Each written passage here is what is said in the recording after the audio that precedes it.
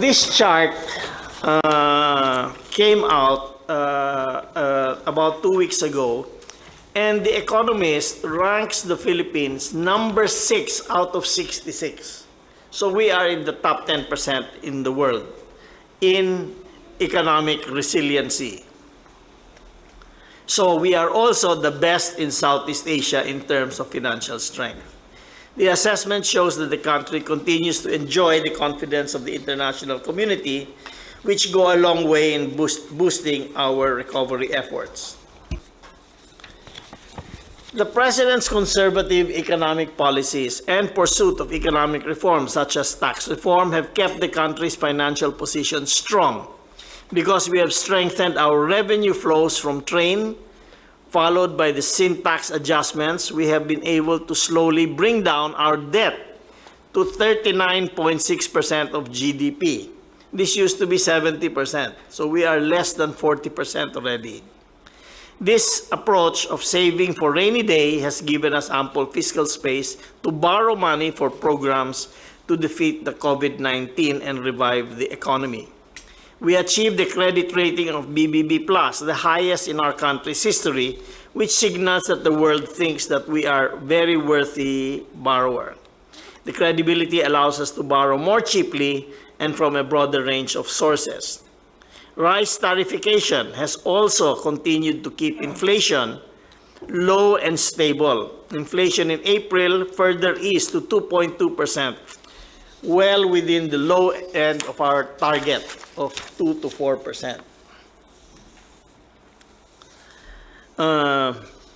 We have to do many things in order to revive the economy, and I would like to propose the following priorities. Number one, after we are confident that we are in control of the death rate and infection, we should restart and accelerate the Build program subject to compliance of minimum health standards. The infrastructure remains to be the best driver of economic growth because it has the best multiplier effects in terms of employment and shared prosperity. We should also hire contact tracers in mass to boost our efforts to stop transmission and defeat COVID-19 while providing jobs. You know, we lost about 1.2, 1.5 million jobs. They're temporarily lost, but you know, if we hire these guys to do contact tracing, which we are having a very hard time, right? Doing the contact tracing. I think we can provide good jobs to people because sometimes it takes one contact tracer one whole day to do contact tracing for one case. So we need to hire enough contact tracers to match the numbers we expect that will come with more testing. To attract investors who want to relocate from other countries and in search of resilient, high-growth potential economies like the Philippines, this will involve the urgent passage of CITIRA or Package 2 of the Comprehensive Tax Reform Program, which we now propose to include flexible tax and non-tax incentives so we can target specific companies that we want to invest here. The bill has been with the Senate for a few months. We would like to ask for your support so that Congress can pass this before June 3. Number 4, we have to stimulate the consumer demand. We must promote manufacturing of products that have strong and inelastic demand, such as those as food production. Inelastic demand means that you will buy it regardless of what your income is or what the price of the good is. And that is food, number 1. You have to eat food. So we must push food production and food logistics. We must be able to get the food here cheap. We must be able to store the food so that the fresh food, so it will last. We would also like to support the whole value chain for the food products, including food markets for efficient distribution, similar to fruit and vegetable markets established many years ago in Japan. The Duterte administration's economic team and our legislators are finalizing an economic recovery program that will help us combat the pandemic and provide industries, especially micro, small, and medium enterprises, the assistance they need to get back on their feet and our fellow Filipinos back to work.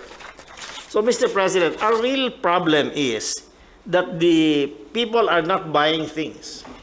So we must, because their incomes have gone down, so we must provide them the means of buying things. Because if they don't buy things, it's useless to help the companies. So we have to stimulate demand, and that's through build, and push food production. Thank you, Sunny. Now, I'd like to hear from the DOH. You have something to say here? Sir? Yes, sir. But I understand that the presentation of Secretary Galvez, the chief implementer, on the proposed general concept on for ECQ transition, and then my presentation comes next. General Galvez then. Sir, Mr. President, allow me to present our proposed general concept for the enhanced community quarantine transition. Next slide, please. The purpose of this presentation is to seek approval on the general operational concept for ECQ transition. In the absence of a vaccine, all what we can do is prevent and contain it and mitigate its impact. The government, however, cannot endure the ECQ for extended period of time as its resources are very limited.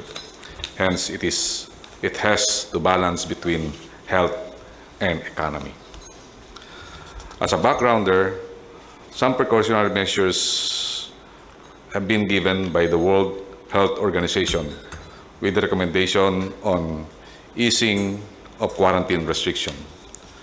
According to WHO, any plans to ease quarantine restriction should be carried out gradually and in a phased manner, parang yung Mr. President na hinay-hinay lang po, to prevent resurgence of infection, and that a strong and resilient health system should be in place, like testing and tracing. Otherwise, this will likely prelude to resurgence of the disease. Also considered in the proposal is the World Health Organization interim protocol on rapid operations to contain the initial emergence of pandemic influenza, specifically the zoning concept that can be effectively applied at the LGU barangay level. As shown also is our updated National Action Plan operational framework to prevent and contain the COVID-19 virus. Our plan is COVID carrier-centric, meaning to contain the virus, we have to focus our intervention on the carriers.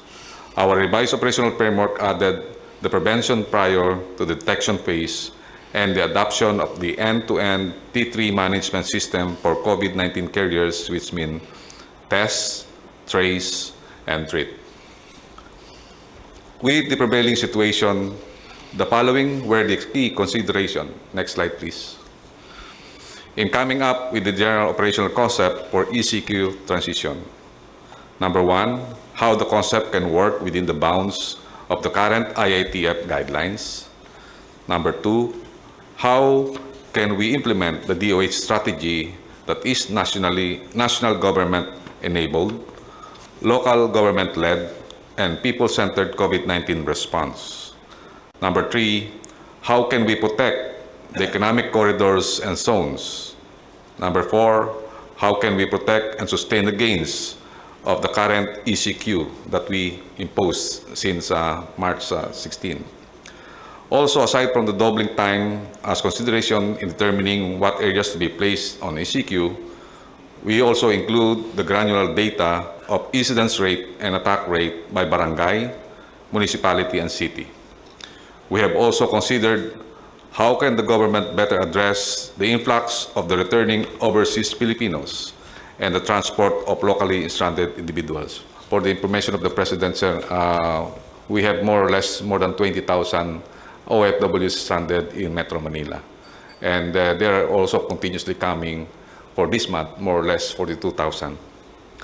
And lastly, how can the government apply the economy of force on areas that have no record of COVID cases and relocate forces and resources with massive concentration on the critical areas that direly needs government action? Sir, one question. Itong opening limited movement which we allow the public to maybe enjoy the freedom of movement. Kailangan ho natin itong maintindihan ng lahat. Have we communicated to the common man itself na ito yung mga tao, ito yung pwede, ito yung hindi? Or would you rather that the presidential spokesman would do it for that? Siya nang isa-isahin na lang naman yung siguro ito. And para to make sure that everybody is heard, or at least he knows where he belongs to, dito sa category of not being allowed and allowed, have this published or sa PTV4. So ilagay lahat doon kung sino. Then of course with your verbal narration, okay na. Mr. President, kompleto po ang DOH ng lahat po ng communications materials, lahat po ng mga advisories, and the chairman of the National Task Force Task Group on Strategic Communications is none other than your spokesperson, si Secretary Harry Roque. So we will make sure that all of these materials are submitted to him for cascading to the general public.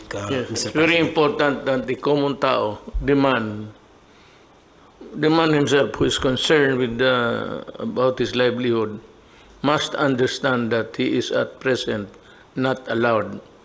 At yung iba allowed. So it must be, it must appear to him very clear that ito sila. He belongs to this category and why he is allowed to work. At ito namang mga why they cannot be allowed to mix again with the outside world. Mga kababayan, magandang gabi sa inyo lahat. Napag-usapan ho dito lahat kung ano ang gawin. Now, these things are not really very clear to you because it was brought up in a matter of discussion. Out of a discussion, things were decided.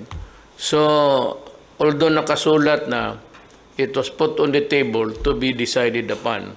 But most of the recommendations by the top guns of itong inatasan natin, General Galvez, General Anyo, si DOH,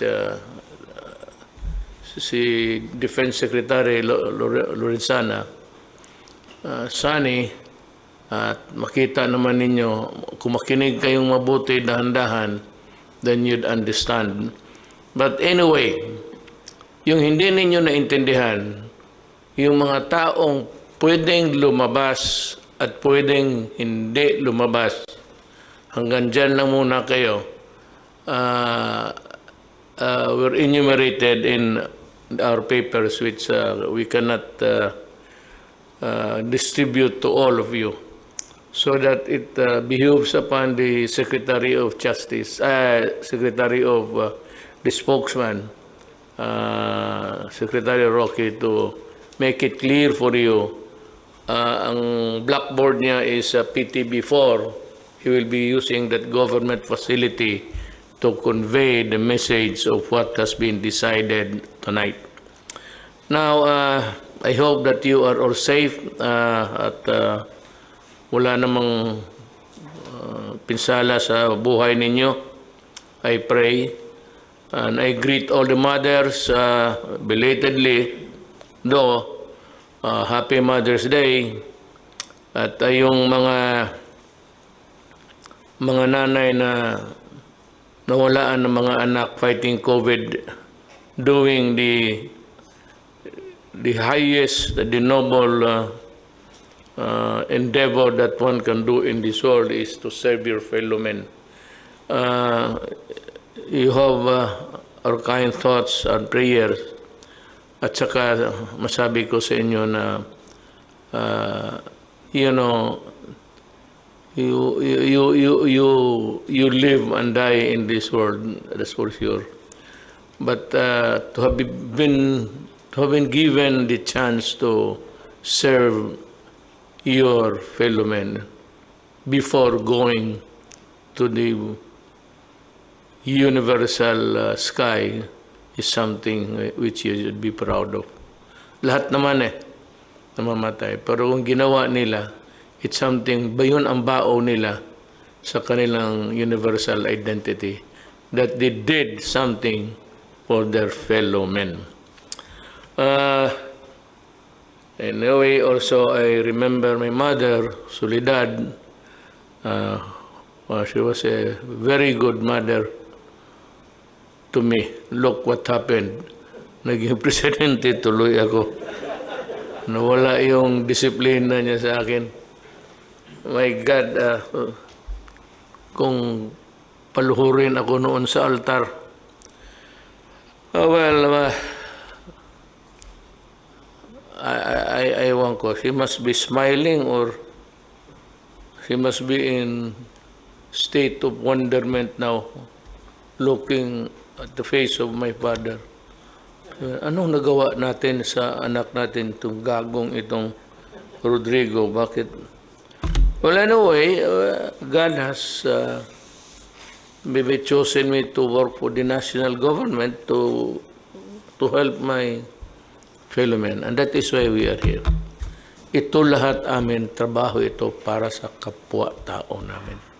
I assure you, there is no corruption allowed. Kung meron man makalusot, kung makalusot kapag nahuli ka, sorry ka na lang. Ganon talaga dito. And I have fired several undersecretaries, assistant secretaries, because we value the privilege of working for our country and serving the people. It's an extreme rare privilege to be in government. Not all are given the chance to be here deciding what is good for your neighbor. Yung lockdown, they will explain to you thoroughly by Secretary Roque. At mayroon tayong mga tawag niyang new normal. Ganito for those who would be allowed to go out and work, and for those na hindi pa talaga pwede, remember na itong the easing up of the restrictions, hindi yan sabihin na wala na ang COVID. Just because we allowed certain people, dahan-dahan lang sa para walang hindi tayo madapa, dahan-dahan lang. Because we cannot afford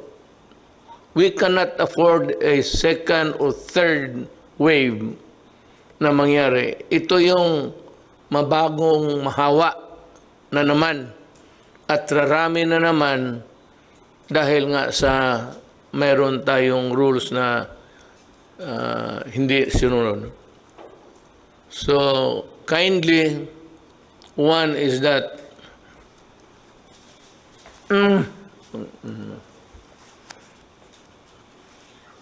do not go out of your house without a mask. That is a must. Must comply. Tatapikin ka ng pulis. Hindi ka naman ulihin. Pero makakahiya sabihin sa'yo, tumabi ka muna. Wala kang mask. Where's your mask?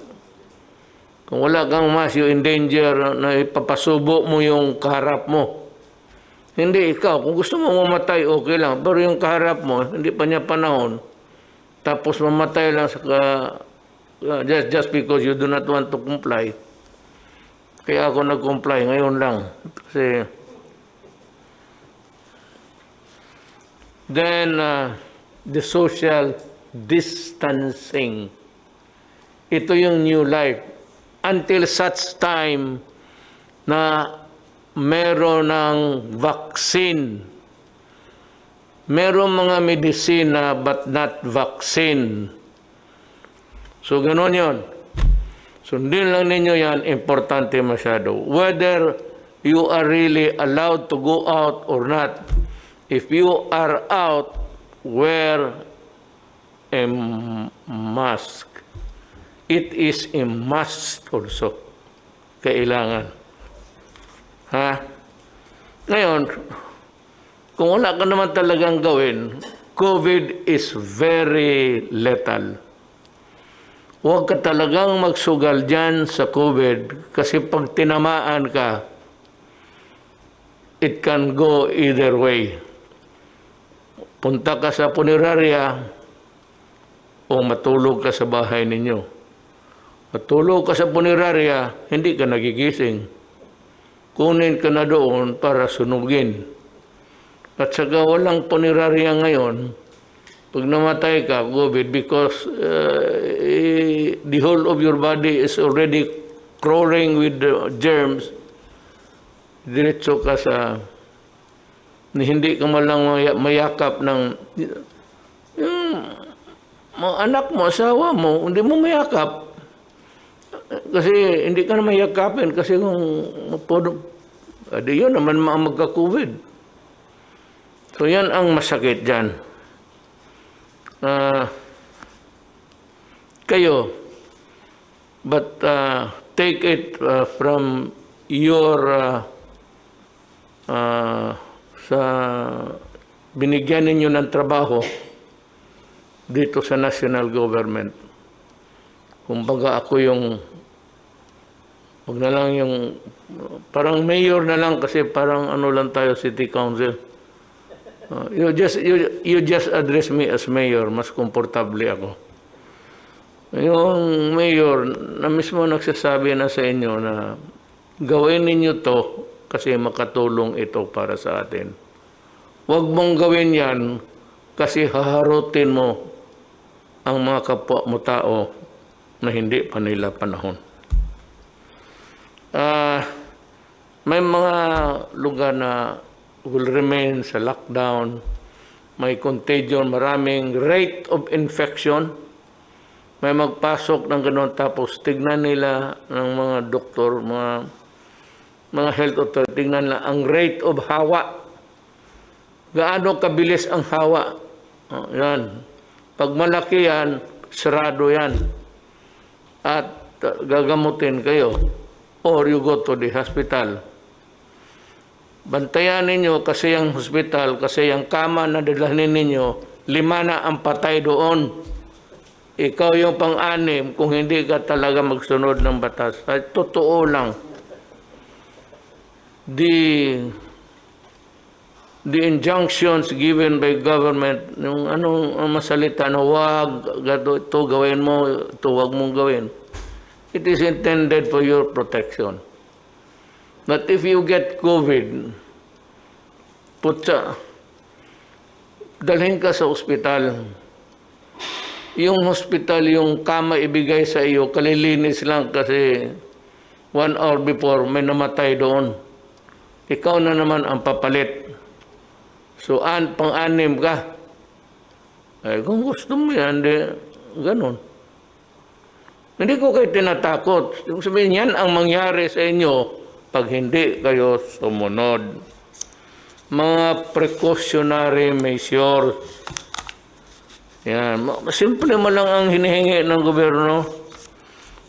Kung wala ka mang negosyo, lalo na yung mga anak ninyo, walang klase, Wala, hindi pa ako nagka-announce ng ano. I do not believe in that may sa June. We have to decide by yung task force. It cannot be. Wala pang klase. Kayong mga estudyante, makinig kayo. Kung sabihin ko sa inyo na hanggang Disyembre walang klase, anong gawin ninyo ngayon? Sige, talon, pati palakpak. Hanggang Disyembre, walang klase. Ay po, tatapos sabihin naman ng mga tao, gago itong Duterte na ito, hindi niya kaya yung COVID. Umalis ka na dyan. Again,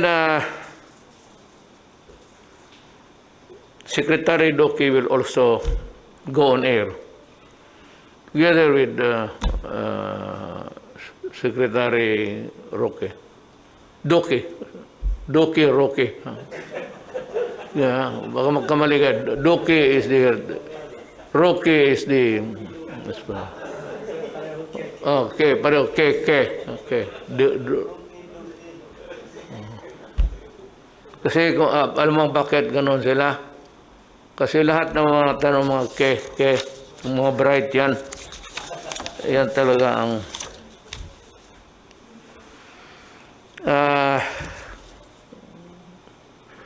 yung mga sa sunod na I had a nightmare, not only an experience in the distribution of the SAP. Sabi ko na nga noon, nakinig naman kayo sa akin, takot ako na baka makurakot ito. Takot ako na makatingan ito. Kasi ayaw ko na naman basta ganon. Sabi ko, baka. Nangyari nga. Kita mo? Di ba sinabi ko sa inyo? Ngayon,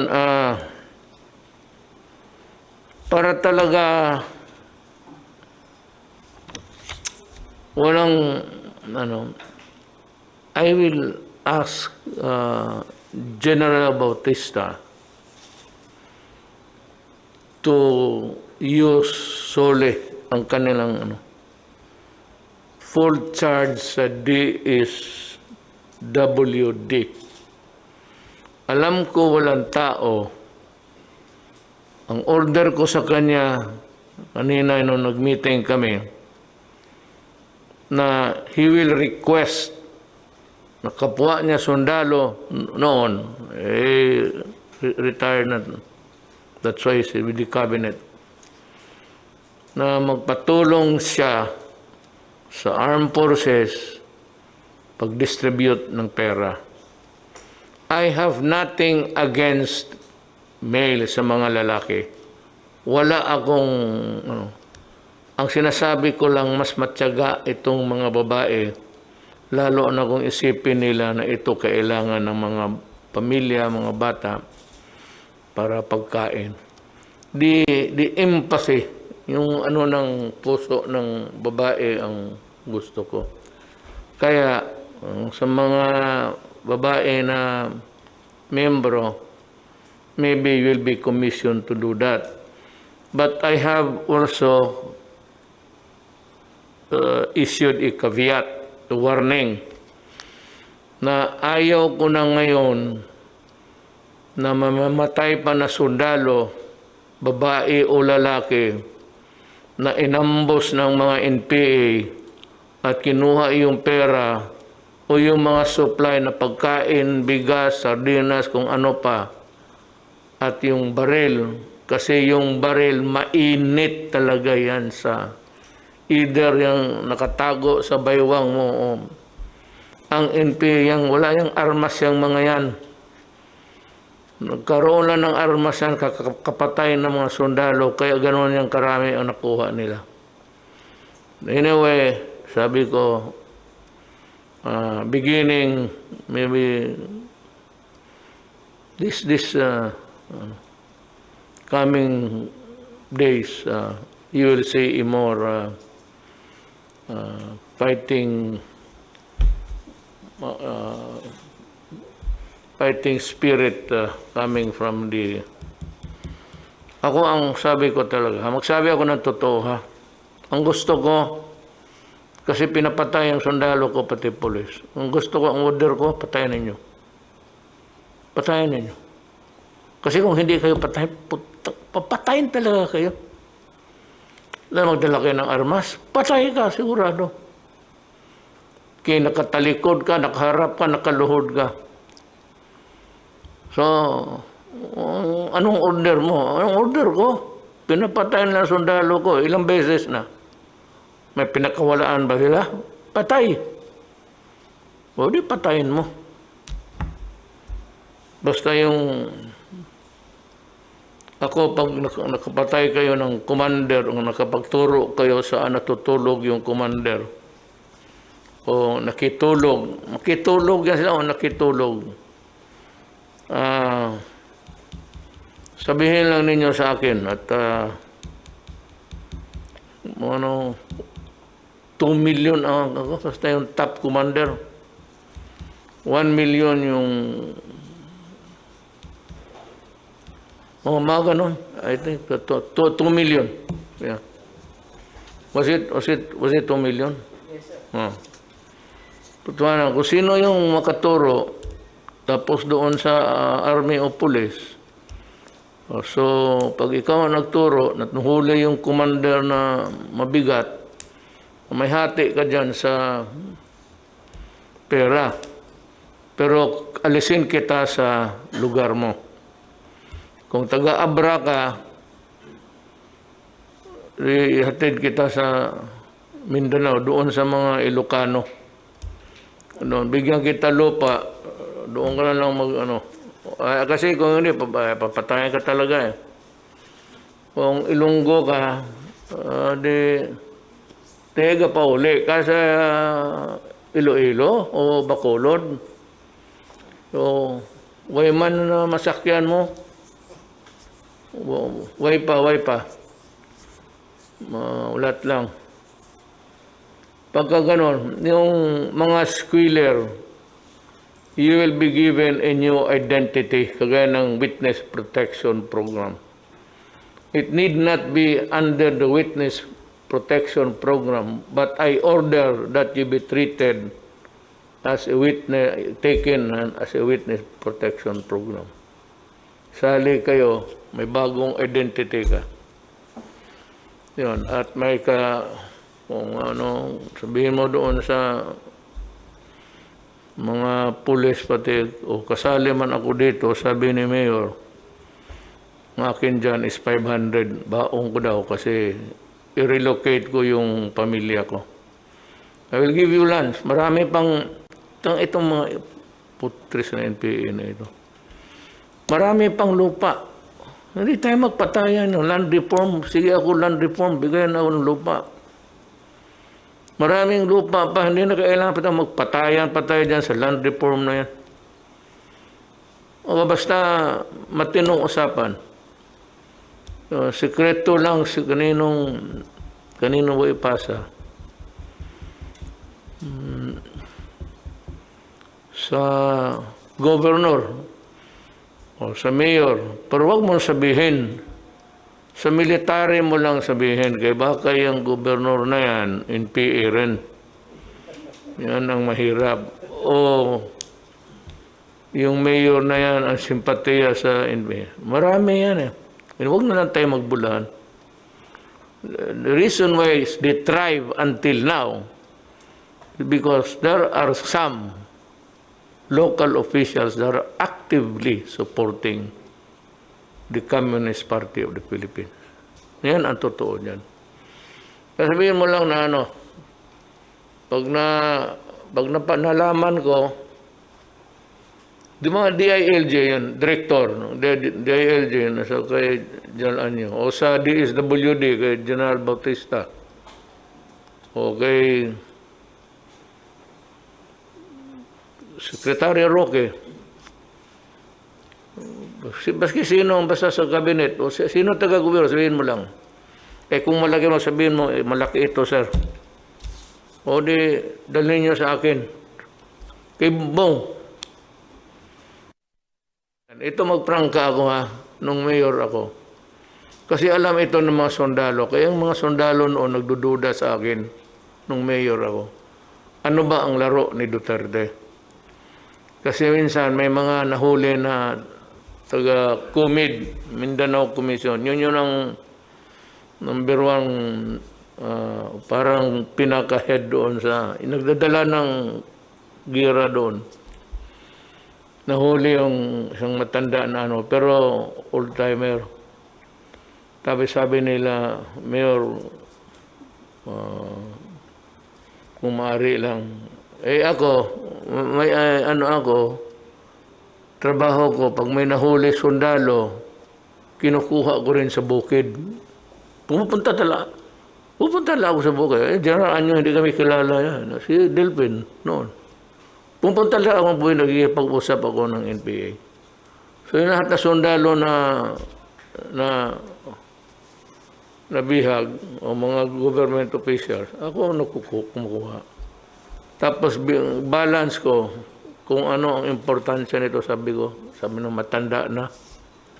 Sabi ko kay Bongbong, kusapin mo, sabihin ko, arborin ko na lang yan.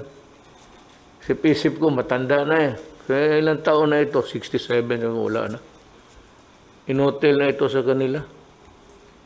Pa-release mo. Pinarelease ko. Kaya ganun kami ang usapan namin mga NPA. Noon kasi mayor lang ako. Pero ngayon na ako na yung kapatas, mahirap yan. Hindi na maganda tingnan. Kung gawain ko pa yan ngayon, ang magbaril sa akin si General Galvez, ng hero ng Marawi. Alam ko man. Kaya tama-tama. Mayor, mapatawad ka nila kasi alam nila maglaro ka eh. Una-una, buto yan eh. Kaya ako tinatanong ang kaibigan ko militar eh. Buto yan, sabi ko. Walang pakialam dyan sa girang. Ngayon, na ako, naging kapatas na ako ng ating mahirap na yan. Kaya ako medyo galit na talaga kasi pupunta na ako. Tapos, so yan ang, mayroon pa ka pero not for, may maganda mga kwento ako sa buhay pero hindi ko pwedeng sabihan sa inyo. Maya na pag-retire ako. Pero noon malapit na talaga ako patayan ng military. Akala nila na magsabi na nagbigay daw ako ng armas. Hindi talaga ako wala. Pero kay Bongbong, medisina, pagkain. Alam mo, may isang sikreto pa dito, sabihin ko sa inyo. Ito ginawa ko talaga.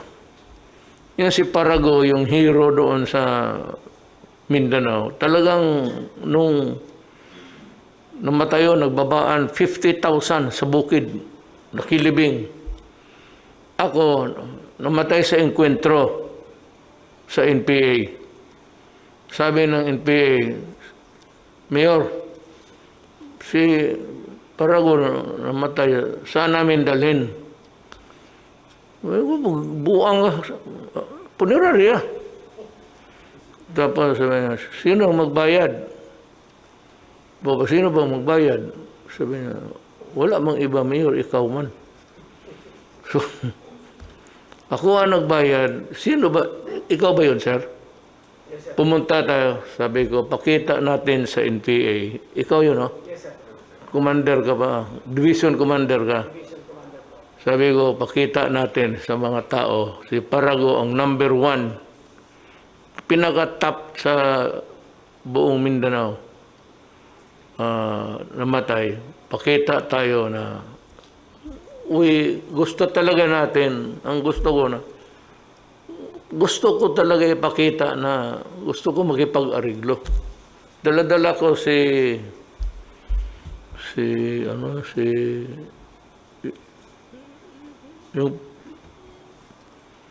sino?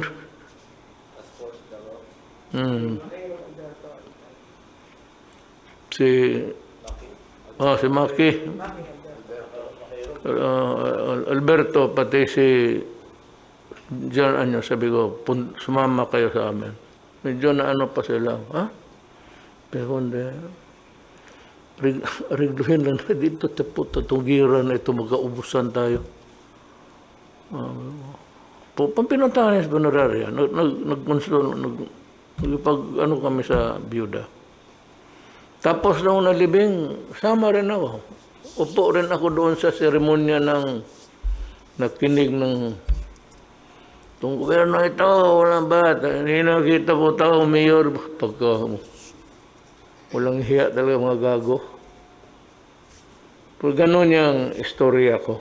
Marami yan, pero wag na yung iba kay